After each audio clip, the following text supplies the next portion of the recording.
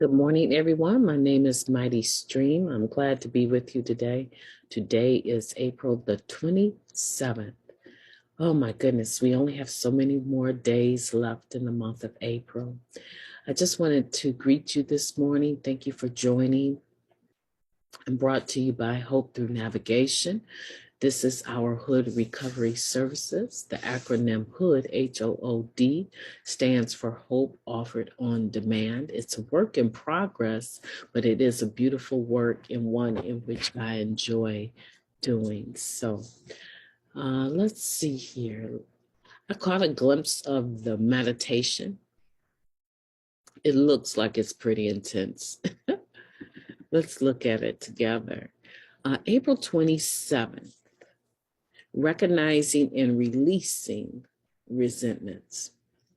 We want to look our past in the face, see it for what it really was, and release it so we can live today. Let me reread that. We want to look our past in the face, see it for what it really was, and release it so we can live today. Basic text, page 29.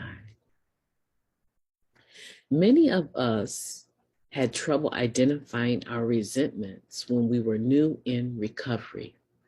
There we sat with our fourth step in front of us, thinking and thinking, finally deciding that we just didn't have any resentments. Perhaps we talked ourselves into believing that we weren't so slick after all. Such unwitting denial of our resentments stems from the condition of our addiction. Most of our feelings were buried and buried deep. And after some time in recovery, a new sense of understanding develops. Our most deeply buried feelings begin to surface. And those resentments we thought we didn't have suddenly emerge. As we examine these resentments, we may feel tempted to hold on to some of them, especially if we think they are justified. But what we need to remember is that justified resentments are just as burdensome as any other resentment. As our awareness of our liabilities grows, so does our responsibility to let go. We no longer need to hang on to our resentments. We want to rid ourselves of what's undesirable and set ourselves free to recover. Just for today, when I discover a resentment, I'll see it for what it is and let it go. That is a beautiful reading.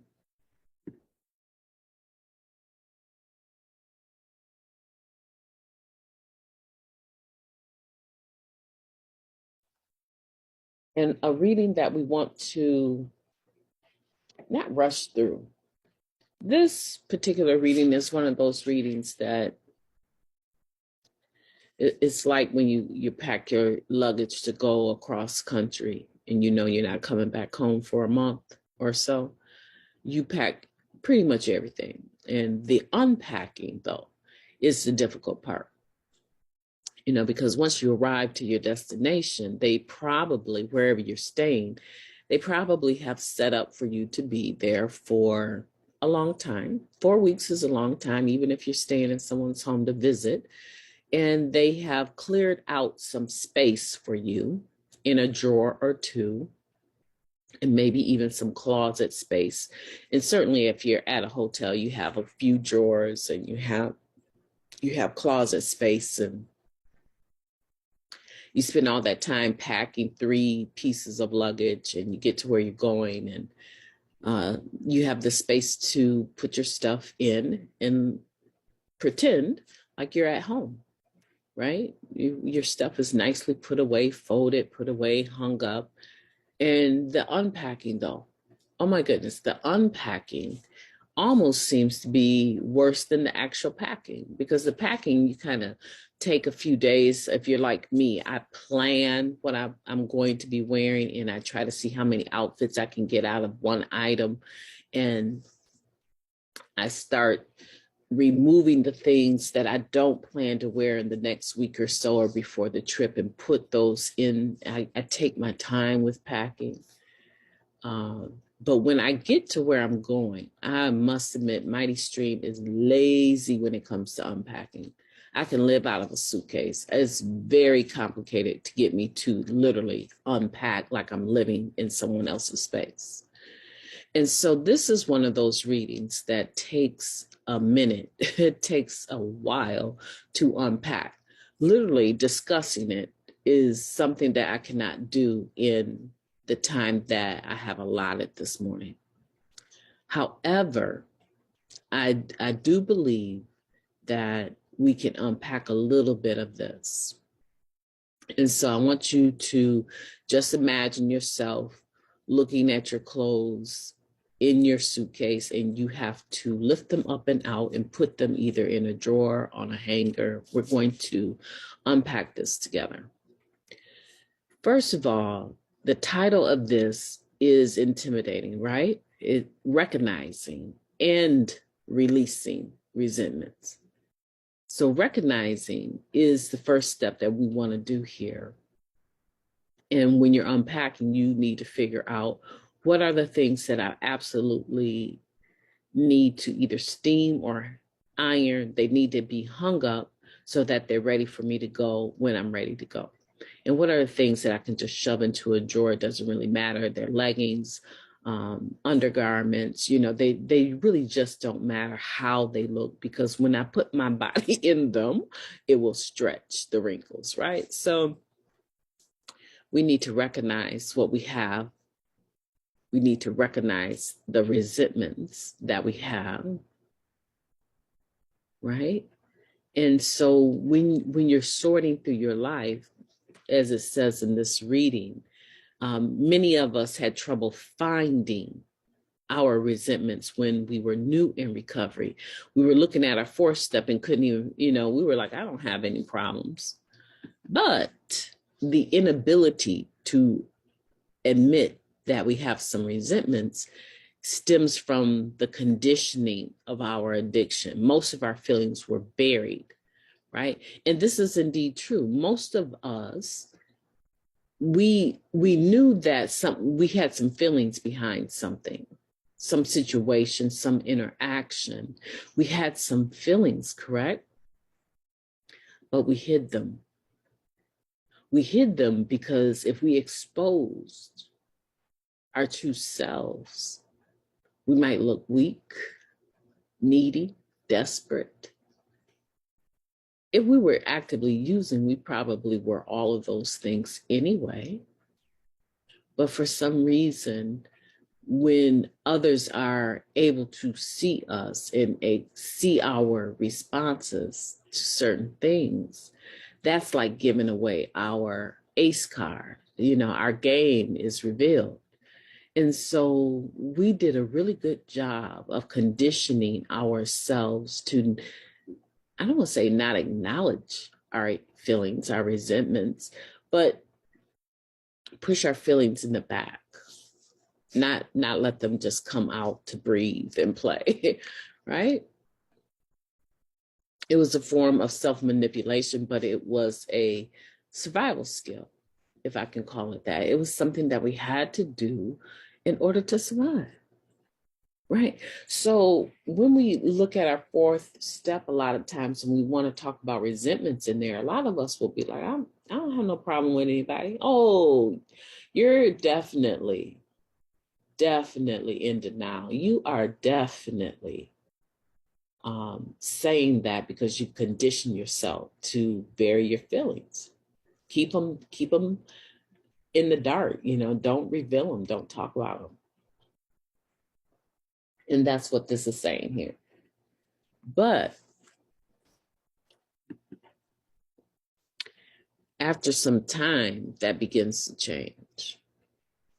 After some time, we see that they begin to emerge, those old resentments. Those, it could just be like, for me, it was really clear that I had a lot of passion, dislike, hatred towards, that's a strong word, but I had a lot of that towards people that abuse children. Yeah, that's like a super, super sore spot with me. And one day my perpetrator walked into a NA convention, and I had just heard the speaker talking about um, recovering from abusing, molesting children, and how he had done the time. He did the crime, he did the time, and nobody in recovery could hold that against him. And I was thinking, that's pretty bold.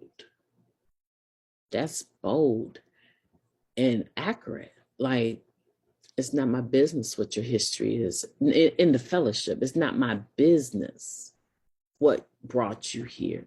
It's not my business what I mean, in the simplest sense, I believe drugs brought us all here, but it's not my business to even know your history.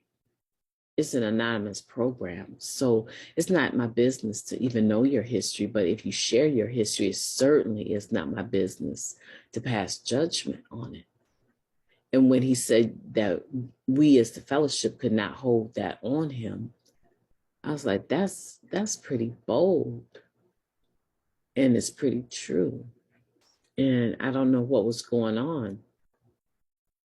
My life changed that day because I looked up and I saw my perpetrator. I had heard that he had been released from prison, but I had never seen him since those awful days of childhood.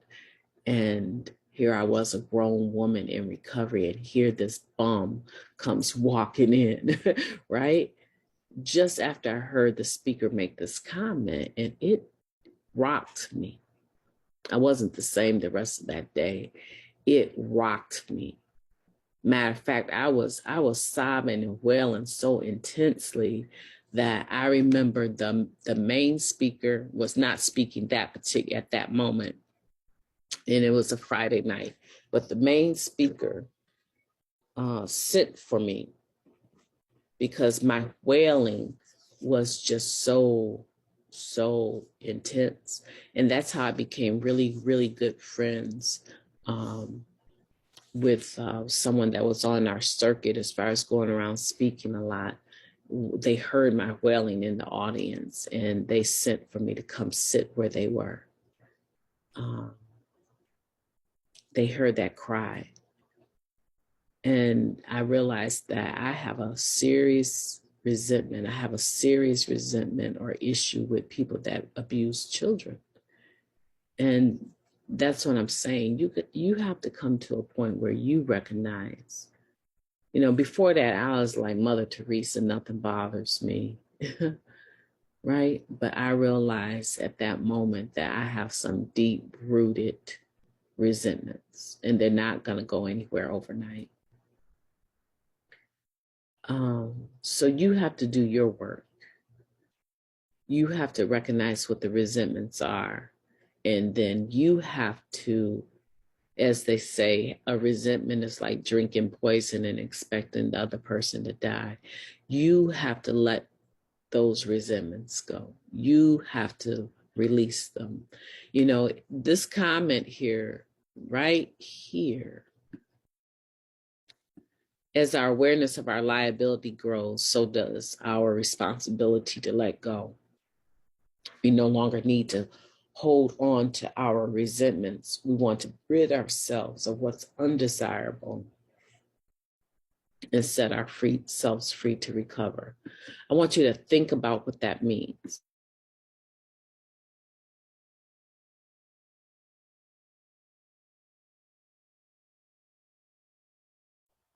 I want you to sit in that and think about what that means. Why now if you are dealing with your liabilities and taking responsibility for your actions, we're clearly talking about four-step work here. Why now are you being held responsible to let them go? Exactly. That's correct. If you said because they're a liability, that's absolutely correct. Have you ever heard a coach or someone that coaches say something like this? The reason you lost is because you were angry. You went into the fight angry. It's something they said pre-fight, right? At the pre-fight conference, they said something and you were like, I'm gonna get you. Because you were so angry and you were fighting from a place of, I got to get this knockout and show the world, right, that I'm better than what they said I was. You lose your ability to strategically fight. And so we have to remember that this is the battle of our lives. Our disease of addiction up until we got here was winning. It was kicking our tail. And you can be angry about all of the things you passed through. You can have an attitude about how some people treated you. But at the end of the day, your disease of addiction is the reason why the majority of this stuff jumped off, that you're resentful about. And the only side of the street that you are responsible is to clean your side of the street. If the person on the other side of the street doesn't want to come out and play, they probably have a good reason in their mind not to want to do business with you. They probably have a good reason in their mind not to want to do life with you because they don't have a program. They don't have what you have.